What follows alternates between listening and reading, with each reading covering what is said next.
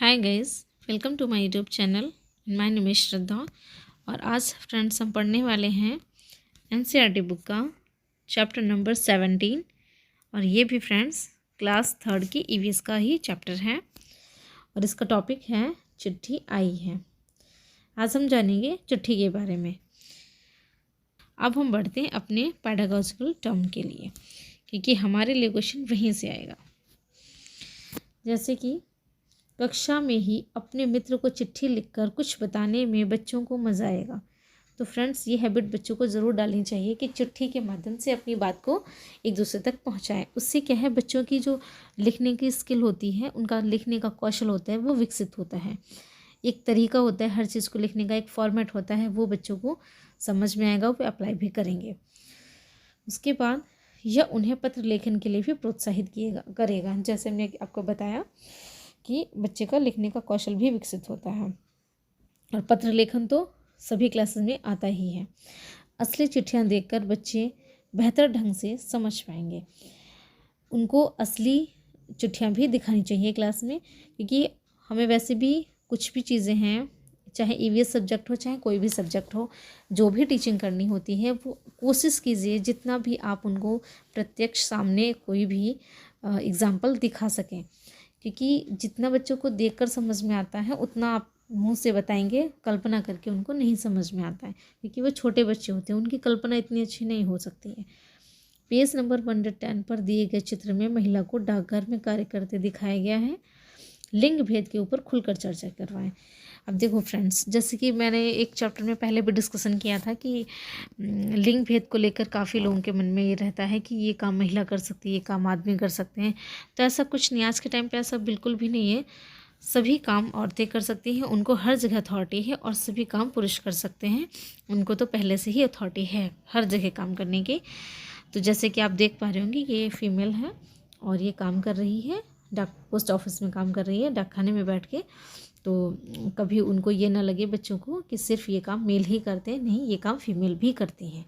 ठीक है, इस पर जो है खुलकर बातचीत करवाएं, बच्चों को बताएं कि ये काम दोनों ही कर सकते हैं।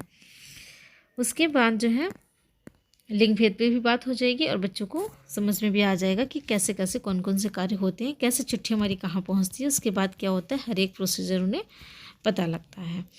उसके बाद ये एक पोस्ट कार्ड दिखाया गया है, जैसा कि हमने आपको बताया था। यहाँ पे पूरा एड्रेस फिल करते हैं और यहाँ पे उसका पिन कोड फिल करते हैं और यहाँ पे जो आपको लिखना होता है वो लिख लेते हैं और बस इसको भेज देते हैं। आगे बढ़ते हैं हम अपने नेक्स्ट पेडागोजिकल टर्म के लिए। ये है, पुराने ज़माने में चिट्ठियाँ कैसे पहुँचती थी, बच्चों को बुज़ुर्गों से पता करने को कहें। पोस्ट कार्ड पर पता लिखने में बच्चों की मदद की ज़रूरत पड़ सकती है। जैसा कि हमने पहले बताया कि ये संचार का एक साधन है चिट्ठियाँ, और अब तो शायद ही कोई चिट्ठी लिखते हो, क्योंकि अब मोबाइल फ़ोन वगैरह यूज़ होते हैं तो उनसे ज़्यादा लोग करते हैं, बल्कि ईमेल कर लेते हैं। ये सब चीज़ें ज़्यादा चल गई हैं। तो लेकिन ईमेल भी एक चिट्ठी का ही प्रारूप है। चिट्ठी को हम प्रॉपर कागज़ पे लिखते थे और वो डाकिया द्वारा पहुँचाई जाती थी, और जो ईमेल है वो हम नेट के थ्रू पहुँचा देते हैं यहाँ से वहाँ, लेकिन प्रोसीजर लगभग वही है, लिखते हैं वैसे ही हैं, थोड़ा सा चेंजिंग होती है उसमें और इसमें।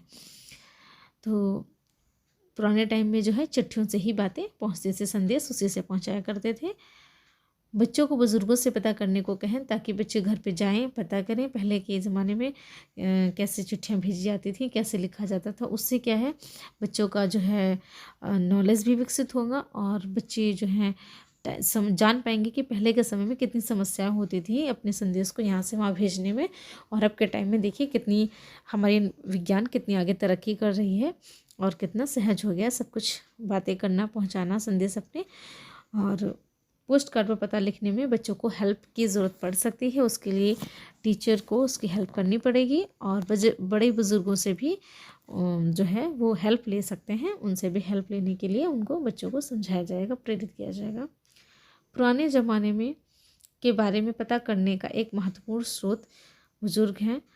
यह समझने से बच्चे बुज़ुर्गों से बात करने के लिए प्रेरित होंगे, वरना ज़्यादातर बच्चे अपने बड़े बुज़ुर्गों से बात करना पसंद नहीं करते हैं। लेकिन जब इस तरीके की चीज़ें आती हैं और जो चीज़ें सिर्फ उन्हें बड़े बुज़ुर्गों से ही पता लग सकती हैं। तो जब वो चीज़ क्लास में कराई जाएंगी और उन्हें बोला जाएगा कि आप जाके घर पे पता कीजिए, तो बच्चे स्वाभाविक ही उनके पास जाएंगे, उनसे बात करेंगे और उनसे बात करने के लिए प्रेरित भी होंगे, उनका इंटरेस्ट भी बना रहेगा उनके साथ बात करने में, क्योंकि एक पॉइंट मिल जाएगा उन्हें बात करने में। और बड़े बुज़ुर्गों को भी बहुत इंटरेस्ट आता है कि जब उनसे उनके टाइम के बारे में बात की जाए। तो फ्रेंड्स, पढ़ते हैं नेक्स्ट पॉइंट की ओर। नेक्स्ट पॉइंट है हमारा, जेंडर भेद पर बातचीत करवाएं, इनसे जुड़े मुद्दों पर चर्चा करें, जैसे टेक्नोलॉजी, विभिन्न व्यवसाय से जुड़े जेंडर भेद।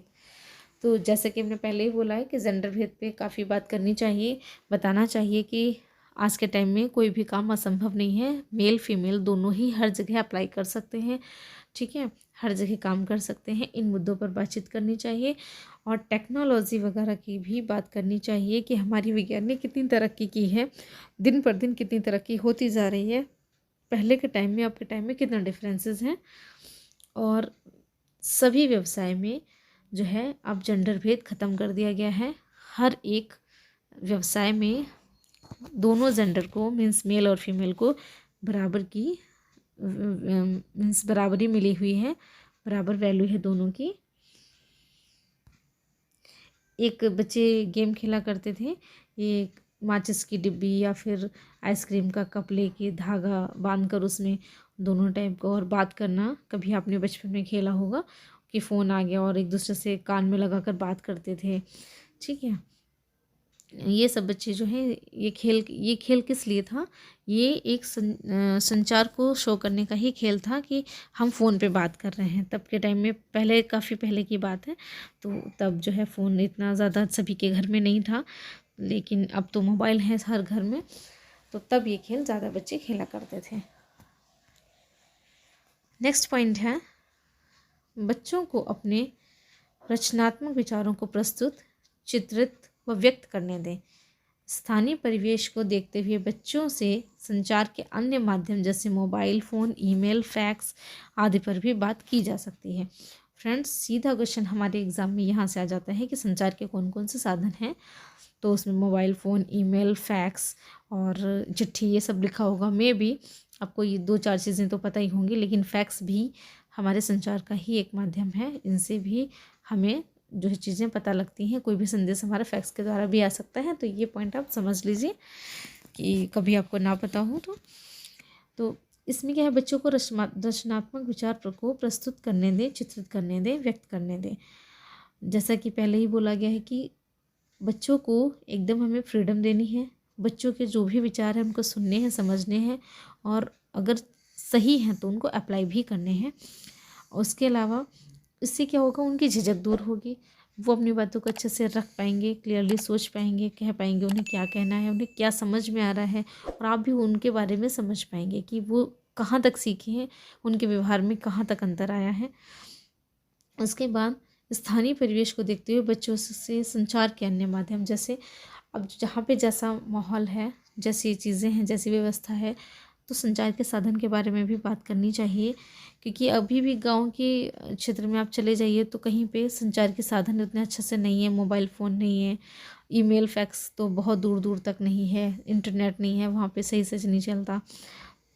तो बच्चे कैसे, वहाँ पे संचार का माध्यम क्या है, वहाँ पे तो चिट्ठी और इसी के द्वारा ही ज़्यादातर, या फिर पीसीओ वगैरह अवेलेबल हों तो उसके द्वारा जो है बात की जा सकती है और एक दूसरे को संदेश पहुँचाया जा सकता है। तो ये तो बात करेंगे, जब क्लास में डिस्कशन करेंगे तभी चीज़ें क्लियर हो पाएंगी। बच्चों को बड़ों से संचार सेवा में आए बदलावों को जानने के लिए प्रेरित करें। फ्रेंड्स, इस चैप्टर में इतना ही था और फिर पढ़ेंगे हम नेक्स्ट चैप्टर नेक्स्ट वीडियो में। और तब तक के लिए टेक केयर, और सारी वीडियोस आप इससे पहले के जो भी वीडियोस हैं सभी पढ़िएगा, समझिएगा अच्छे से। और अगर कोई भी चीज़ है जो अच्छे से समझ नहीं आ रही है या कोई भी प्रॉब्लम है तो आप हमें कमेंट बॉक्स में कमेंट कर सकते हैं। मिलते हैं नेक्स्ट वीडियो में। Thank you, have a nice day.